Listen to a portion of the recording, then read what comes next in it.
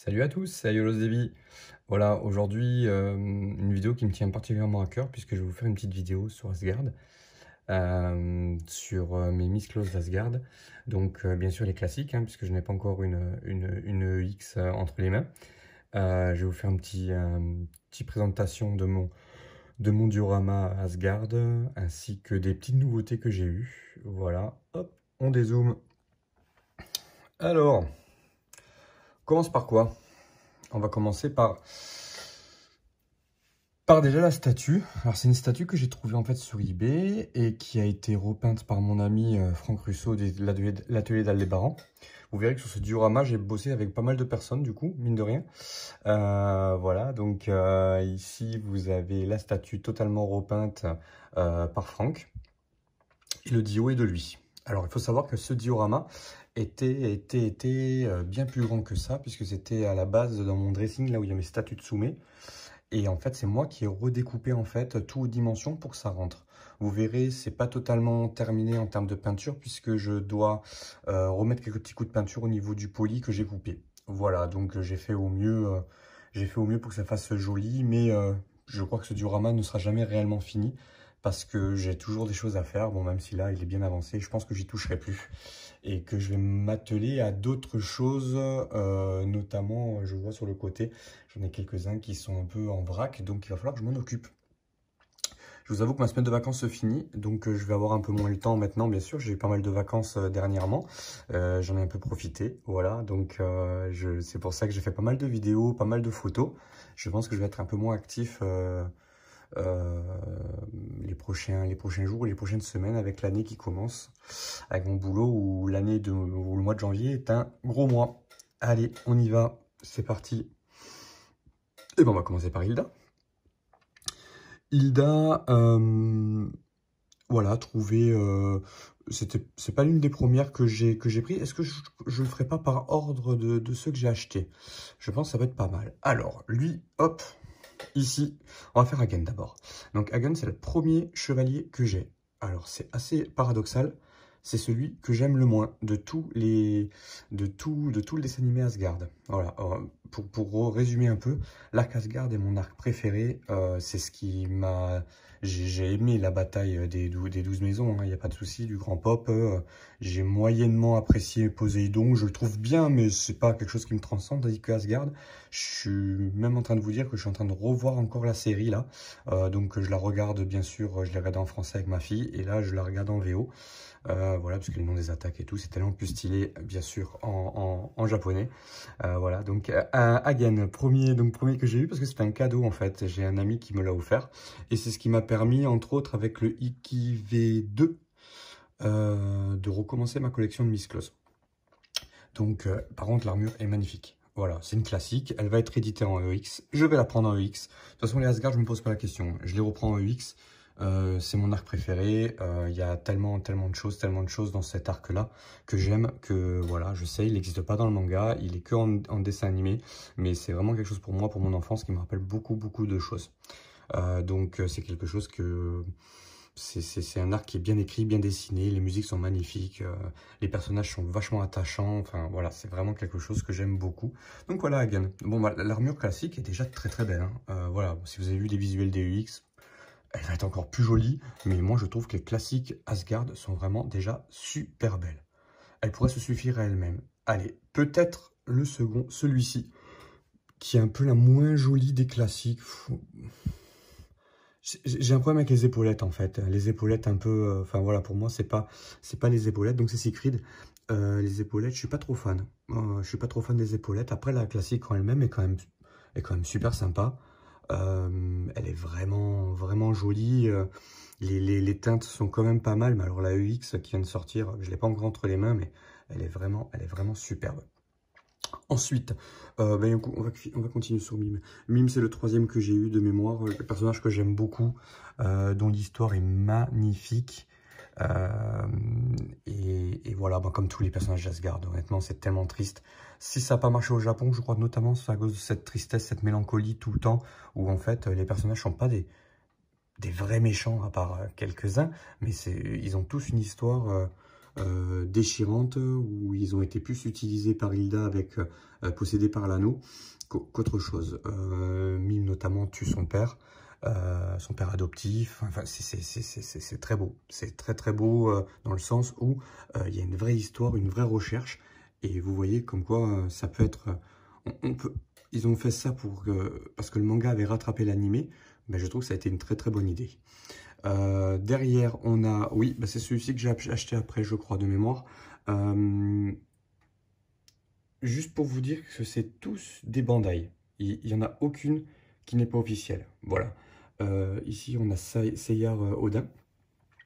Donc Seyar Odin avec l'armure d'Odin, que je trouve super belle aussi. Voilà. Je pense que ça en EX, ça risque d'être très beau aussi. Et comme ils sortent tous les Seyar en EX, enfin du moins tous les Seyar, ils en ressortent. Ils sortiront en EX, lui, à mon avis. Je n'ai pas trop de doute là-dessus. Ensuite, bah voilà. Ça, par contre, vous l'avez. Si je vous disais une bêtise, ça, c'est pas de l'officiel. Voilà. Mais comme vous pouvez voir, elles sont pas trop différentes. Hein. Je vous zoome un peu, même si vous la connaissez déjà. C'est quand même une super belle figurine. Ensuite, ici, bah, j'ai mis un petit... oui, c'est un Yoga V3 puisque je n'arrive pas à trouver le Yoga V2 EX à un tarif correct. Donc, eh ben, Yoga V3, un peu j'ai envie de vous dire, y a-t-il une grosse différence entre la V2 et la V3? Les puristes me diront oui. Voilà, donc pour le moment, ce yoga-là, qui n'avait pas de place dans mes vitrines, eh bien, a trouvé sa place ici à côté de Flamme. Freya en version originale. Je sais pas pourquoi ils ont changé son nom d'ailleurs. Voilà, Flamme, Freya, bon bref. Voilà, donc ça c'est du... C'est pas du Bandai parce qu'il n'est jamais sorti, hein, donc ça c'est du AliExpress.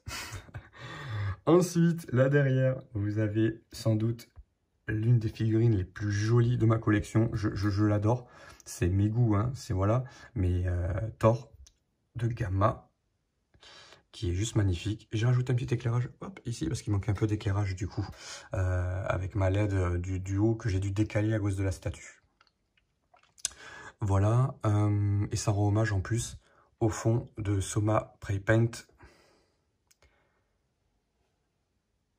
qui a été fait exprès, sur mesure, pour ce diorama et pour ma collection. Soma Spray Paint qui est donc, comme vous pouvez le voir, très doué. C'est super beau ce qu'il m'a fait. Voilà, on est vraiment dans les tons que je lui avais demandé, avec les montagnes. Alors il y a une grosse montagne derrière la statue du coup. Dommage si elle avait été un tout petit peu plus décalée, mais c'est ma faute, je lui ai pas dit. Voilà, donc la montagne est un peu cachée, mais à la limite c'est pas plus dérangeant que ça, parce qu'on la voit quand même derrière la statue. Hein. Donc voilà. C'est... Voilà, c'est vraiment magnifique. Donc, diorama, voilà, vous voyez, ici, vous voyez le poli. Tout ça, il faut que je le repeigne. Et effectivement, j'ai pas trop eu le temps de le faire. Mais ça sera fait avec un bout de scotch. Ce sera propre. Je ferai quelque chose de propre. Voilà. Ici, vous avez donc mes guerriers que j'aime bien. Mais c'est pas mes préférés. Et vous allez me dire, mais il manque quand même quelque chose là. Il en manque quelques-uns. Effectivement. Et ils sont ici. Alors, on va commencer par eux. Donc, Fenrir, chevalier, donc du coup Epsilon, avec ses loups. Voilà, donc ce loup-là est bien sûr fourni avec lui.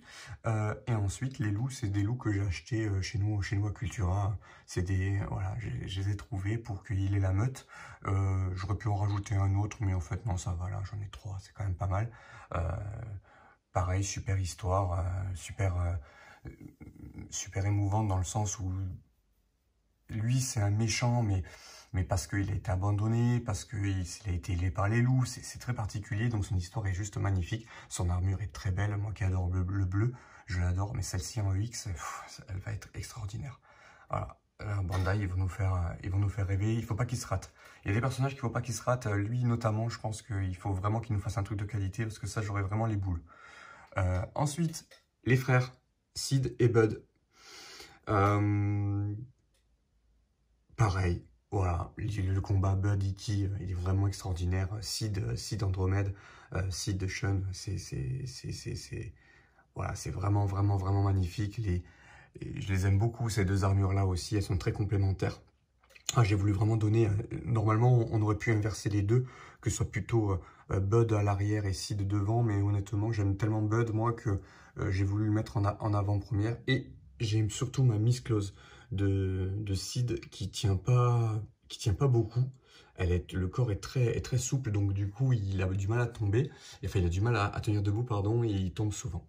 Donc voilà, vous avez vu j'ai fait du bricolage, hein. Donc ça aussi pareil, hein, ça va être peint, ça va être plus joli. J'ai fait du bricolage, j'ai redécoupé certaines planches que j'ai mis comme ça. Et on finit par mon préféré. Ouais, j'ai un problème moi avec les méchants quand même, hein, parce que... Donc c'est Albéric. Voilà, je l'aime beaucoup parce que c'est le personnage qui, je pensais vraiment quand j'étais petit, quand je regardais le dessin animé, qu'il allait tous les tuer. Je me suis dit, bon, bah, il va tous les tuer ou les emprisonner et c'est fini. Derrière, vous voyez un petit Seyar. D'ailleurs, je cherche quelqu'un, si quelqu'un veut arrive à me faire une prison d'améthyste autour de ce Seyar-là, qui est un Seyar V2. La première version, ça ne me dérange pas de le sacrifier et de le mettre à l'intérieur d'un cercueil d'améthyste. C'est un cercueil d'améthyste pas trop haut, notamment, vous voyez, parce que je suis embêté au niveau de la hauteur. Mais si quelqu'un sait le faire ou si quelqu'un veut me conseiller dans les commentaires, avec grand plaisir. Albéric, c'est juste la classe. Voilà, il est méchant, il est machiavélique, c'est le vrai méchant de l'histoire dans le sens où c'est le seul qui n'a pas vraiment d'histoire dans le sens où il a été abandonné, où il a été, etc. Non, non, c'est vraiment, il est vraiment méchant. Et en plus, c'est un adversaire de Shiryu qui est cher à mon cœur, comme vous le savez, comme lui d'ailleurs. C'est bizarre, hein, comme quoi. Ça commence à faire beaucoup au niveau des adversaires Shiryu que j'aime bien. Donc voilà, celle-ci je la trouve magnifique avec la pose quand il fait le cercueil d'améthyste. De mémoire, j'avais pas le visage avec la mèche qui se levait. Pareil, celle-ci quand elle va arriver en EX, je pense qu'elle va être... voilà, je vais la précommander tout de suite. Je pense qu'en année 2020, je vais pas acheter tant de Miss Close que ça. Mais s'ils pouvaient nous sortir un peu les Asgard assez rapidement, ce serait super sympa. Et comme vous voyez, ils ont du boulot parce qu'elles sont déjà très belles, je trouve, mais ils peuvent encore faire plus joli que ça.